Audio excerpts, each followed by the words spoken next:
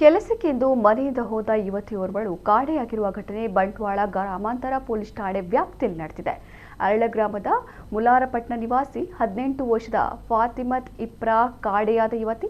ಈಕೆ ಕಂಪ್ಯೂಟರ್ ತರಬೇತಿ ಹೊಂದಿದ್ದು ಬಿಸಿ ರೋಡಿನ ಸೈಬರ್ ಸೆಂಟರ್ ಒಂದರಲ್ಲಿ ಕೆಲಸ ಮಾಡಿಕೊಂಡಿದ್ದಳು.